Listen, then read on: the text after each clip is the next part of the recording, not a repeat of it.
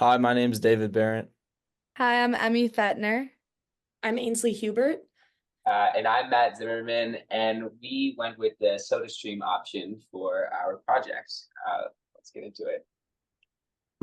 So these are kind of just what we'll be talking about today. All right, so SodaStream, their main product is their sparkling water makers, which allow you to make carbonated beverages at home. They offer over 100 flavors of concentrated syrups that allow you to customize your drinks. They're based in Israel and they sell to 45 countries worldwide with products in over 80,000 retail stores. They focus on sustainability and hope to reduce plastic from disposable bottles. And for a brief history of SodaStream, SodaStream was founded in 1903 in England and was originally limited to British royalty and upper class members. And then Fortissimo Capital acquired SodaStream in 2006, which is a Israeli-based private equity company. And they instilled Daniel Birnbaum as their lead management team. In 2018, PepsiCo acquired SodaStream for $3.2 billion and introduced a bunch of PepsiCo branded flavors. And lastly, in 2022, SodaStream rebranded to their Push for Better slogan, which repositioned them to prioritize eco-friendly messaging. All right, so I did the SWOT analysis and then a Taos matrix as well. So for the SWOT analysis, we talked about that their strengths, they have a really specific target audience, specifically for like that the product helps a widespread concern, it's environmentally friendly, and their company is recognizable in stores. The weaknesses that I talked about is that it's an expensive alternative just for a cheap product like soda or carbonated water. And that their advertising hasn't really changed over the years. And one weakness is that they are too exact with their target market, that they're only targeting a specific set of people. There's also been complaints about flavor. Some of their opportunities are that they're an eco-friendly product and that recycling is becoming more popular with climate change fears. There's also growing health consciousness in the US, and they have the opportunity for partnering with larger brands to help themselves grow. Some of their threats are that there's cheaper alternatives, that the entire soda market is their competition, and that a lot of their competitors have better advertising and brand awareness than them. Getting into the Taos matrix is that one thing that they could do for the strength and opportunity is that there's a opportunity that there's a growing health consciousness in America paired with the strength that they have a low sugar product, so they can lean into that to target a bigger audience that will get them more money. The weaknesses and opportunities is that they've had poor advertising over the years, but they have the opportunity to partner with other brands to grow themselves. Down in the bottom left, the strengths and threats. There's a threat of cheap existing alternative products, but they have the strength that their product is a widespread concern, so they can lean into that to get people to choose them as an alternative over some of the cheaper ones. And then finally, their weaknesses and threats is that they have poor advertising, and there's a threat that the other competitors have good recognizable advertising, so they can learn and adapt from their other competitors' advertising just to match the competitors' level and grow themselves. For the discussion questions at the end of the case study, the first one asks how SodaStream can identify people that are concerned about plastic waste. One way that they can do it is by monitoring hashtags and patterns in the media. Hashtags such as reduce plastic and save the environment will tell the company who they're marketing for and to, and this will benefit the company by giving them insight on the specific ways they should approach future marketing campaigns. Another way is by using behavioral data from platforms such as Google and Amazon. And these platforms will help provide keywords or patterns in searches, such as how to reduce plastic waste. And this identifies the target audience. Consumer purchase history also can provide valuable insight, showing who interacts with sustainable products such as SodaStream. Another way that they can identify people is by conducting surveys. And they can do it on sites that people who are usually concerned about the cause frequent, and collect data on what they're interested in and how they would be interested in the product directly and what would make them more interested in it. The second question asks if SodaStream should advertise on internet sites that are concerned about plastic waste. And this would benefit SodaStream. Using environmentally concerned platforms will ensure that campaigns reach the ideal audience. This will expectantly increase sales and impressions. And a gain on impressions will open the opportunity for SodaStream to possibly collaborate with certain blogs, podcasts, and influencers who reach an audience that we're looking for. Advertising on internet sites that also provide educational content focused on the reduction of plastic waste would be a good way for SodaStream to gain credibility. They could advertise on sites like this, providing infographics such as the cycle of a water bottle and quizzes such as how much do you waste to engage potential customers.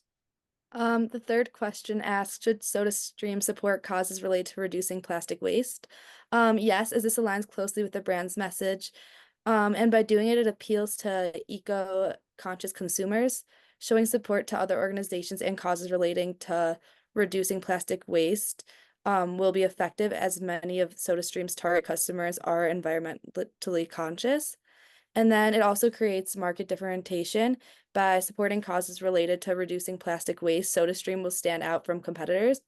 It builds partnership and advocacy by partnering with organizations fighting plastic waste. SodaStream extends its public reach and will foster positive associations.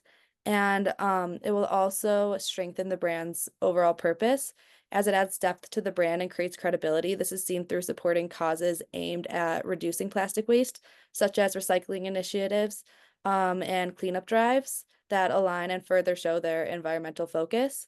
This strategy just overall would be both responsible and a strategic business move, as it would widen SodaStream's outreach and commitment towards society and sustainability. And then the fourth question asks, after having identified people concerned about plastic waste, how can SodaStream communicate effectively with them? And this can be done by reaching environmentally concerned customers through online interactive campaigns. And some examples of these can be shareable hashtags, social media outlets, informative commercials, and supporting sustainable causes. They can also invest in sustainability by raising sustainability-centered posts on social media accounts to 10% of all posts, using real-world stories and experiences. And a rewards program with recycling, offering incentives such as SodaStream products, as well as partnership spotlights and efforts to reduce carbon footprint behind the scenes, can all also communicate effectively with them. And then, would sugar reduction through the use of SodaStream apparatus prove compelling to the mass market? Sugar reduction through the use of a SodaStream apparatus will prove compelling to the mass media, because leveraging consumer trends and a healthier lifestyle possibility will lead to interested consumers. So specifically, it can be seen through health trends with increasing awareness with health risks associated to sugar consumption. And SodaStream is free of artificial additives and high sugar levels, and that SodaStream allows users to tailor their sugar amounts from less or more. And then through lifestyle possibilities, we can see cost convenience, as it's a cheaper option and a long-term cost saver, as well as reliability, because rather than store-bought beverages, SodaStream offers a convenient way to make custom drinks from home. The buyer persona we created for a SodaStream customer takes the form of eco-conscious Ella, who is a female or a male. Around the age of 30, the range we came up with was 25 to 40. Ella's married without children and lives in Boulder. She's a vegetarian who loves to hike, do yoga, and is active on Pinterest and Instagram. She follows eco-conscious influencers and is always willing to try something new to benefit the environment. Things she struggles with are finding a practical solution to reduce her plastic use and she's increasingly concerned about non-compostable waste. And then eco-conscious Ella also has the buying patterns that she searches out eco-friendly brands and products when she shops. She shops for natural and organic food options, and she only uses recyclable containers and cans. And she's associated with brands like Sprouts, Patagonia, Core Power Yoga. Okay, and moving on, we have the creative brief. So ever since Daniel Birnbaum was instilled in 2007, SodaStream began releasing advertising with the message to reduce plastic waste, and they initially found success, receiving multiple awards for their sustainability. However, they believe that there's no evidence that people are actually concerned about the message that they are sending, and they're unsure if they can hold a competitive advantage with this factor alone.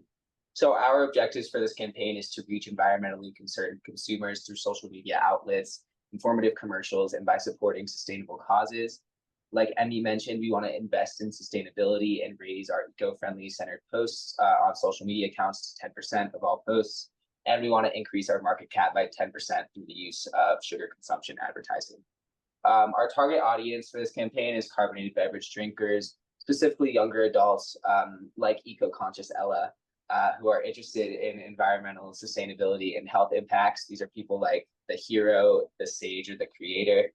The big idea is SodaStream must expand its advertising past strictly sustainability. We want to create a focus on the harmful impacts of sugar consumption while maintaining environmentally friendly values.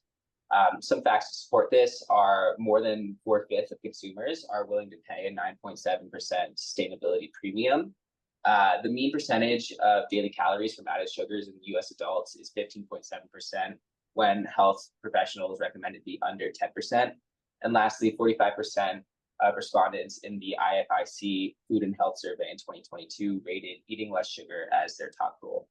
Our desired response from this campaign is to expand our target market through new advertising strategies like sugar consumption, and to establish SodaStream as a leading name in the sustainable food and beverage market.